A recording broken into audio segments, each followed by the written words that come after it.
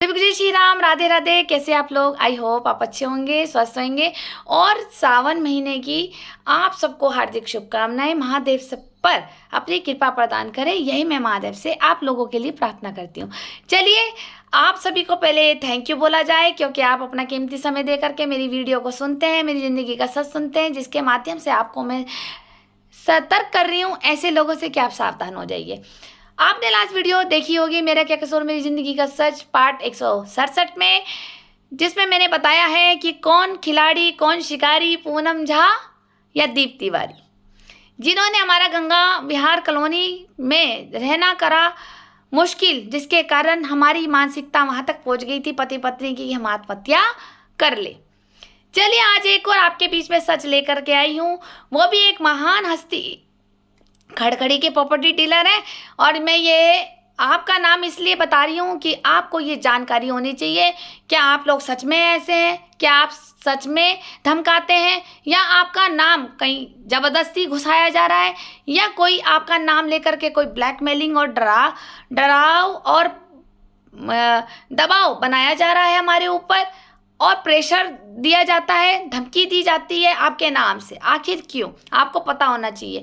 और क्या सच में आप धमकी दिलवाते हो, या आपका नाम ऐसे ही यूज़ कर रहे हैं? अगर ऐसे ही यूज़ कर रहे हैं तो आपको जानकारी होना तो बनता ही है कि आपका नाम कहाँ, किस जगह, किस मुद्दे पे लिया जाता है। कहीं ऐसा तो नहीं है कि कोई और हमारा खून करवा दे, मर्डर करवा दे, और उसमें धमकी भरे नाम आपके आ जाए, और पता लगा आपने करा कुछ भी नहीं और नाम वैसे ही बदनाम हो गया कि ये लोग शामिल थे।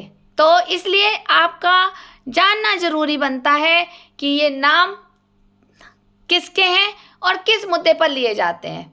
मेरा कोई ऐसा उद्देश्य नहीं है कि मैं आप लोगों की प्रतिष्ठा पे दाग लगा रही हूँ, या मैं समाज में आपको नीचा दिखाना चाहती हूँ, या लोगों को की नज़रों में आप लोगों को गिराना चाहती हूँ। मेरा कोई ऐसा उद्देश्य नहीं है, लेकिन आप लोगों तक ये बात पहुंचाना ये मेरी जिम्मेदारी बनती है, क्योंकि आप लोगों के नाम जहां जहां लिए गए हैं वहां तो ये बनता है कि आपके नाम पता होने चाहिए कि आपके पास कौन सा सांप बैठा हुआ है जो आपके नाम को लेकर के लोगों को डस रहा है। ठीक है? और डस वो खुद रहा है, और कंपनी का नाम बुरा हो रहा है कि आप जहर फैला रहे हैं। चलिए, वो नाम किसका है, मेरे साथ बने रहिए इस वीडियो में। अभी मैं बताती हूँ कि खड़खड़ी के एक फेमस प्रॉपर्टी डीलर ब्रजभूषण विद्यार्थी अंकल जी और इनका बेटा दीपांशु। तो आज ये आपको ये नाम इसलिए बता रही हूँ कि आप इस स्टोरी को ध्यान से सुनिए, जो मेरे साथ हुआ है मैं आपके साथ वही बीच में बता रही हूँ। जब मेरी शादी 23 अक्टूबर 2012 में हुई, जब मैं इनके घर में आई तो लगभग मेरी शादी के 10-12 दिन बाद दिवाली आने वाली थी, और इन्होंने दिवाली के आसपास, छोटी दिवाली, धनतेरस के आसपास, इन्होंने मेरी सास रूमा बेरी ने जिक्र किया कि क्या नाम बोलते, तू अपना मकान बेच दे नींबू घेर वाला, तुझे धन लाभ हो जाएगा और लक्ष्मी जी भी खुश हो जाएगी। इस तरह से इन्होंने मुझे पटाने की कोशिश करी। शादी के 10-12 दिन बाद ही इन्होंने कहा कि वो मकान बेच दे, वो तेरा पुराना भी हो गया है। और मैंने कहा ठीक है, मैं उसको बेच दूंगी। आखिर क्यों? इन्होंने बोला कि एक खड़खड़ी के हैं ब्रजभूषण विद्यार्थी जी, प्रॉपर्टी डीलर, और बीजेपी के हैं, तो वो मेरे से मकान मांग रहे हैं। क्या अंकल, आपने मकान मांगा था? सच बोलना, क्या आपको सच में इंटरेस्ट था हमारे मकान में? लेकिन इसने मुझे इस तरह से दबाव बनाया। मैं आपको नहीं जानती थी आप कौन हो, ठीक है? नाम सुना था ब्रजभूषण विद्यार्थी जी। तो इन्होंने मेरे को जोड़ डाला, काके ने कुछ नहीं जोड़ डाला, क्योंकि काके के सामने तो ये बिल्कुल सीधी सी बनती थी। मैं तो बहू को कुछ कहती ही नहीं हूँ। सारी कहानी इसकी, कुछ तो कहानियाँ ऐसी होती थी कि काका जी को सुबह खड़खड़ी भेज देती थी तो ये पीछे ही मेरे से लड़ना, गाली गलौज करना, बदतमीजी करना। असली नार्सिसिस्ट वुमेन को मैंने फेस किया है। नार्सिसिस्ट वुमेन क्या होती है, नार्सिसिस्ट पर्सनैलिटी क्या होती है, आप यूट्यूब पे जाकर के सुन लीजिए। मैं वक्त आने पे ज़रूर इसका खुलासा करूंगी और ये बताऊंगी। कहीं ऐसा तो नहीं है कि आपके भी रिश्तेदार या आपकी फैमिली में कोई नार्सिसिस्ट हो, जिसके कारण आप बहुत मानसिक टॉर्चर बर्दाश्त करते हो। मैंने किया है और मैं आपके बीच में सब सच डालूंगी, लेकिन आज मेरे लिए डालना बहुत ज़रूरी था, क्योंकि पहले पूनम झा की आंटी की धमकी मुझे मिली, उससे पहले मुझे मिली थी पूनम भगत आंटी की, और उससे पहले मुझे मिली थी ओम प्रकाश अंकल जी और सतपाल महाराज जी की और चेतन ज्योति महाराज जी की, जिसमें से मैं आपको लोगों को जानती ही नहीं थी। ना हमारे पापा के कभी ऐसे संपर्क नेताओं से बने या ना महात्माओं से बने, लेकिन जब मैं शादी करके आई तो शादी के 10वें दिन 12वें दिन से ही मेरा 10वां होना शुरू हो गया। इन्होंने कोई मर्यादा नहीं छोड़ी, कोई लिमिट ऐसी नहीं है कि जिसमें इन्होंने बैंड लगाया हो। इन्होंने हद से हद तक मेरी ज़िंदगी बर्बाद करी इस रूमा बेरी ने। सिर्फ मेरे पापा का पैसा खाना चाहती थी बेचल का, मेरा मकान खाना चाहती थी, मेरी माँ को भी ड्रग्स दे के मारा गया है, जो आरोप मेरे ऊपर लगे हैं। और वो पहले ही 15-20 साल पहले से साजिश थी, क्योंकि आपको मैंने एक वीडियो में बताया है कि मेरे पापा को चाहती थी, मेरे पापा के साथ भल्ला कॉलेज में पढ़ती थी। मेरे पापा ने इसकी लव का ऑफर एक्सेप्ट नहीं किया था, तो ये वो बदला इसने मेरे पूरे खानदान से लिया, हम सबको उजाड़ के। और वो राजनीति इसकी तभी से खेली जा रही थी, जिस राजनीति को अंजाम देने में इनको लग गए 20-25 साल। क्यों रूमा बेरी जी? सही बोला ना मैंने? सही नहीं बोला? गलत बोल रही हूँ तो आप सामने चौराहे पे आ जाओ मीडिया के साथ। अभी तो बहुत कम बता रही हूँ तुम्हारे बारे में, 100 में से 10%। जिस दिन मैंने सारा खुलासा कर दिया ना तुम्हारे एक एक कर्मों का, तो ये पब्लिक तुम्हें हर को रहने नहीं देगी हरिद्वार में। सिर्फ मैं चुप रहती हूँ कि चलो कोई बात नहीं, तुम्हारे कर्म तुम्हारे साथ, यमराज जी तुम्हें देखेंगे, तुम भरोगी। लेकिन तुमने अपने स्वार्थ के कारण, अपने लालचवश के कारण, अपनी मानसिकता के कारण, अपने क्रोध के कारण, अपना बदला लेने के कारण तुमने कहीं लोगों की ज़िंदगी, बेकसूर लोगों की ज़िंदगी बर्बाद कर दी है। मेरे पापा ने अगर आपका ऑफर नहीं एक्सेप्ट किया था तो उसकी बीवी बच्चों को बर्बाद करने का क्या अधिकार था आपको? एक बेकसूर को जो दुनिया में आया और आपका कभी कुछ नहीं बिगाड़ा। मैं पता कैसी लड़की हूँ?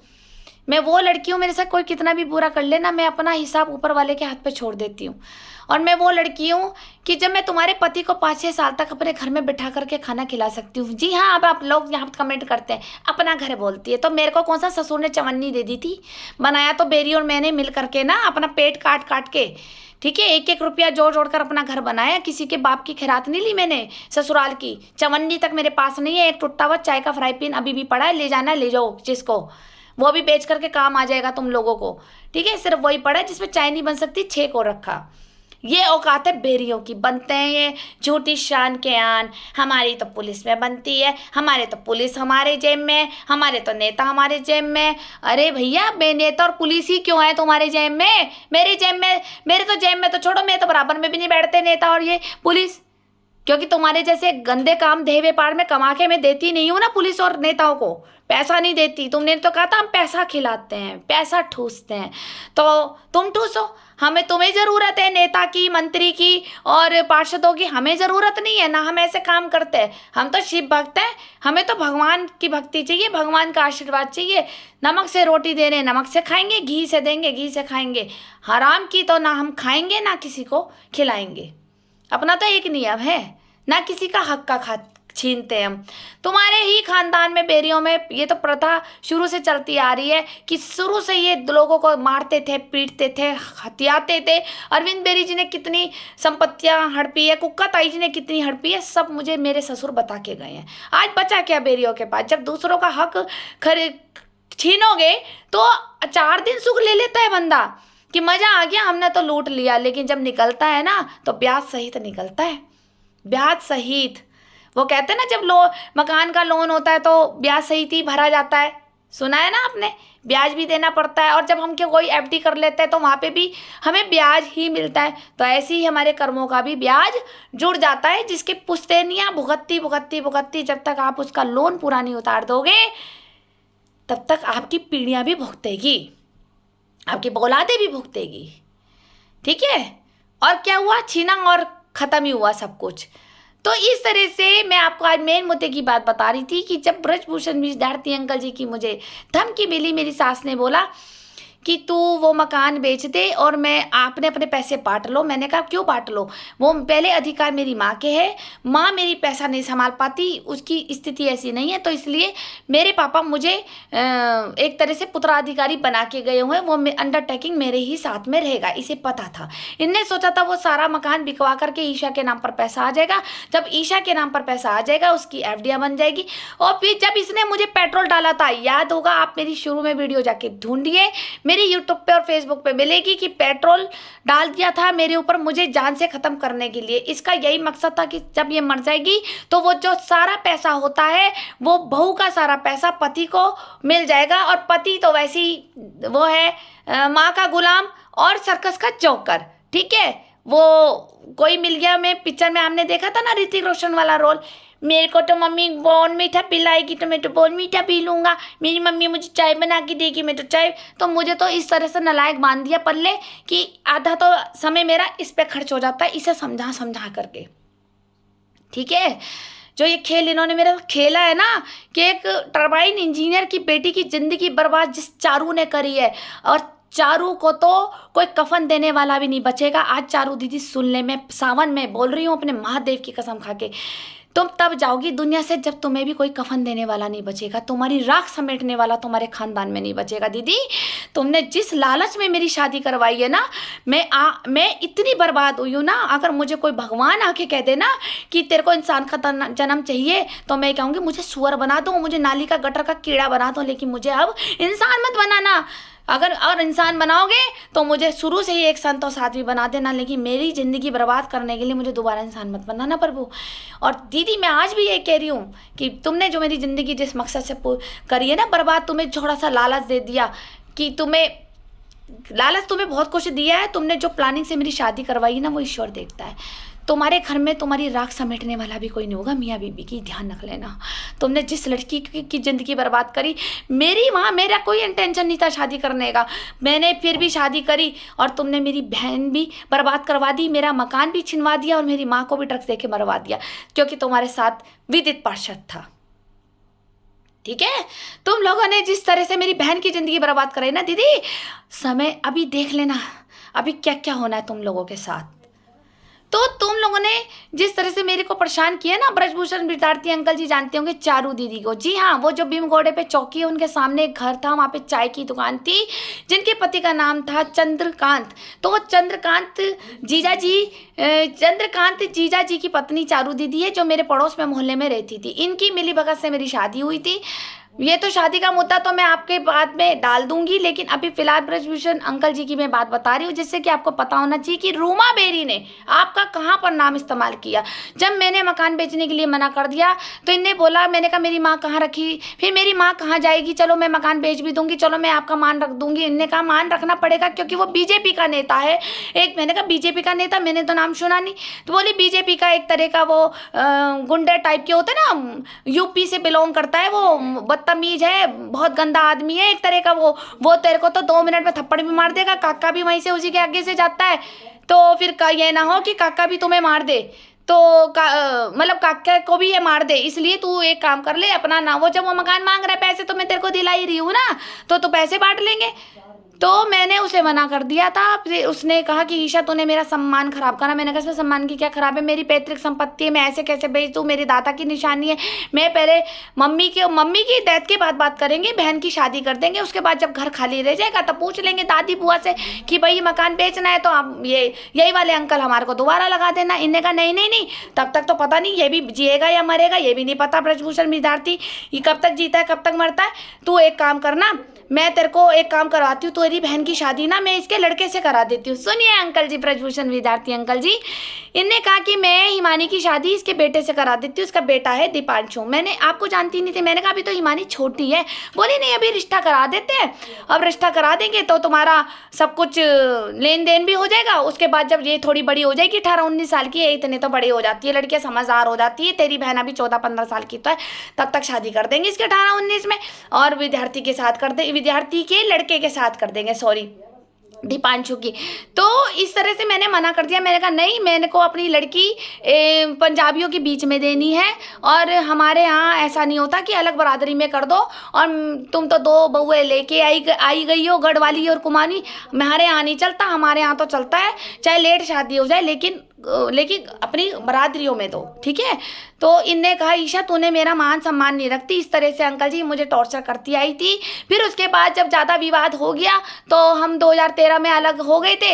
1 साल बाद कोठा नंबर 11 से वो अच्छी खासी हम जिंदगी बिता रहे थे। इसने खड़खड़ी के कुछ माफिया लगाए, कुछ वाल्मीकि बस्ती के लड़के लगाए, जो मुझे आए दिन गाली गलौज करने घर में आते थे और बदतमीजी गाली देते थे, और आपके नाम से देते थे कि ब्रजभूषण विद्यार्थी को तू मकान देगी या नहीं देगी, देगी या नहीं देगी।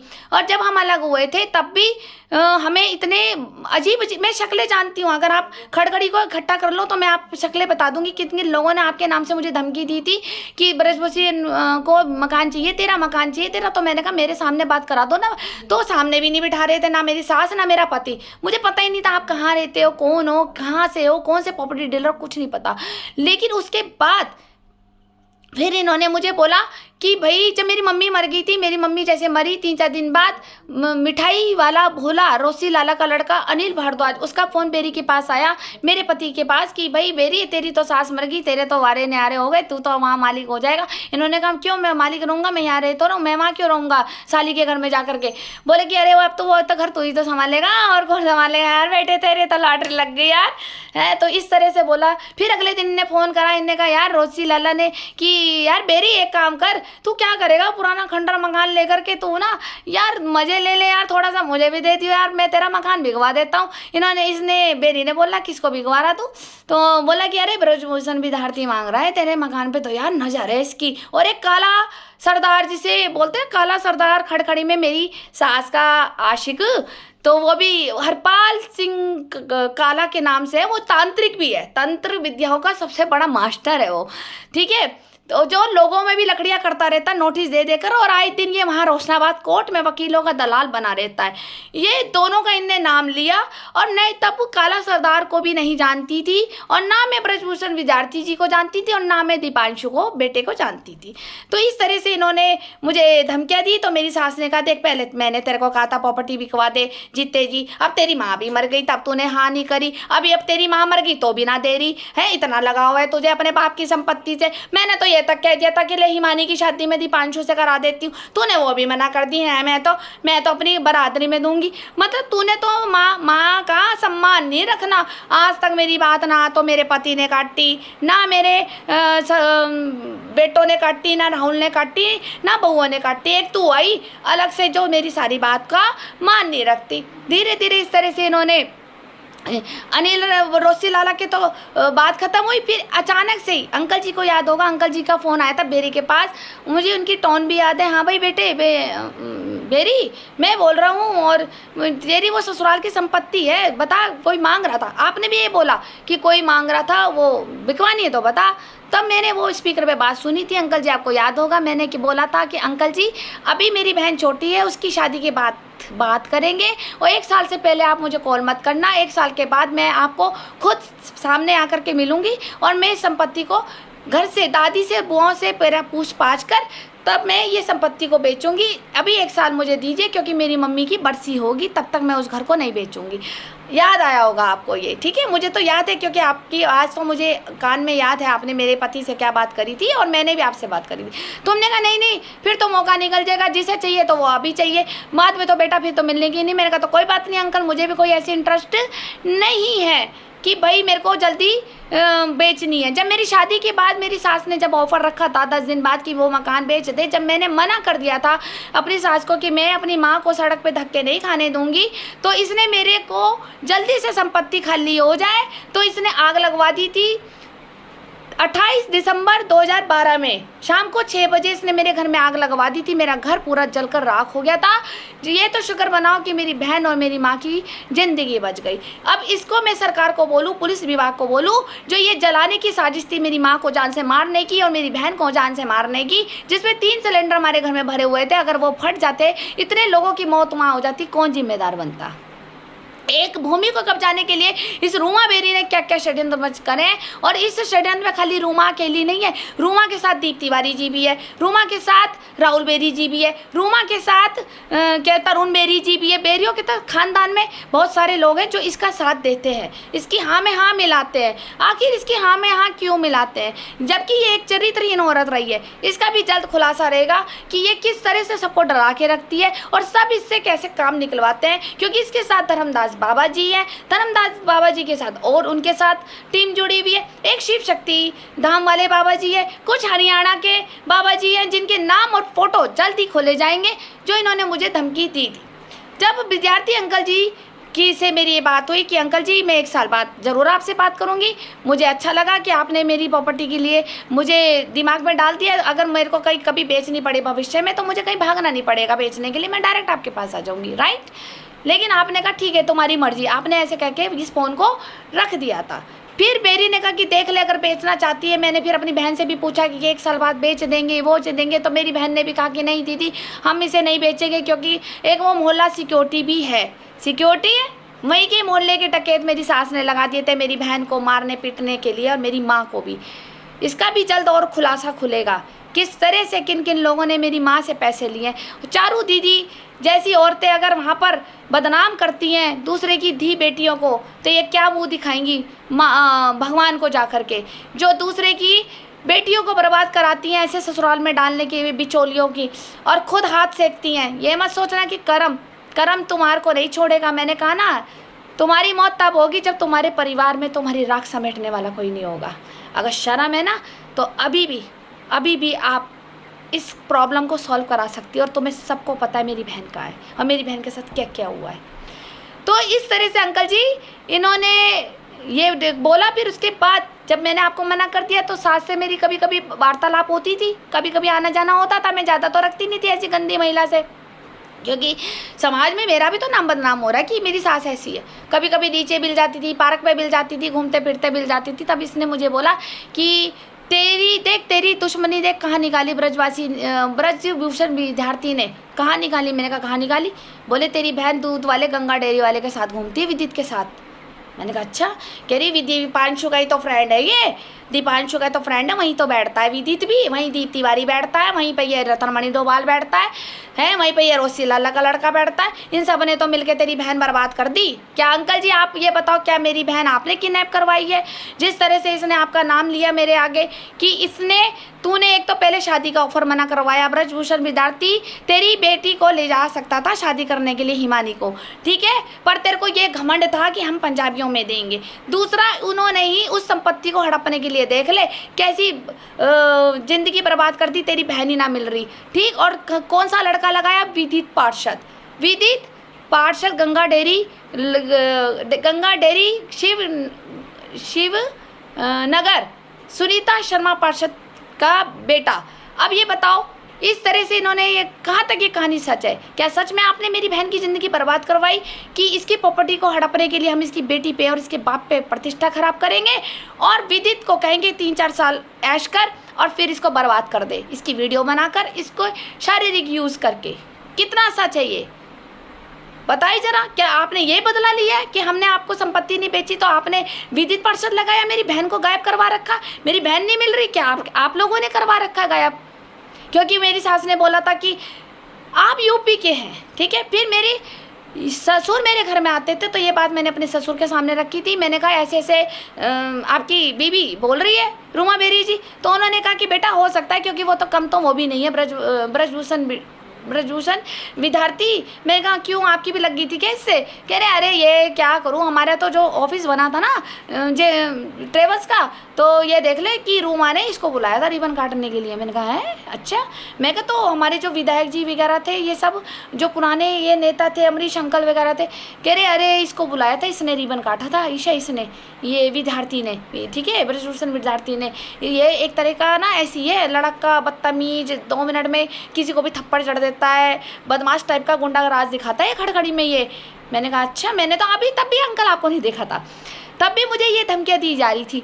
तो मुझे विश्वास ही नहीं होता था। मैंने कहा अरे कौन सही बोल रहा, ससुर सही बोल रहा या सास सही बोल रही। मैंने कहा वैसे ही सास ससुर भी एक दूसरे के मित्र नहीं है। मैंने कहा चलो कोई बात नहीं, मैं एक दिन देखूंगी कि कौन है। मैंने बेरी को 1-2 बार कहा भी था विद्यार्थी अंकल के ऑफिस में ले चलो, मैं जाके सामने बात करके आ जाऊँ कि क्या दिक्कत है आपको हमसे भाई, जब हम आपको नहीं जानते, आप हमारे बीच में इंटरफियर कर रहे हैं। और मेरी बहन, मैंने शादी के लिए हाँ नहीं करी आप लोगों के लिए, तो आप हमारी ज़िंदगी बर्बाद कर दोगे, आप हमारा मकान हड़प लोगे, आप गुंडागर्दी दिखाओगे और ये कहोगे कि हम बीजेपी में हैं, हम कुछ भी कर सकते हैं। क्यों भाई, ये छिन्ना पट्टी चलेगी आपके पास।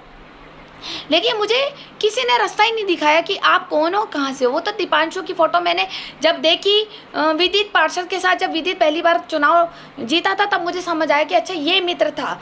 ठीक है, तो तब मैंने विद्यार्थी बेटे को भी देखा। मैंने कहा लड़का तो ये भी सुंदर था, मेरे को कर देनी चाहिए थी अपनी बहन की शादी। मेरे दिमाग में उस वक्त ये आया और कोई नहीं आया।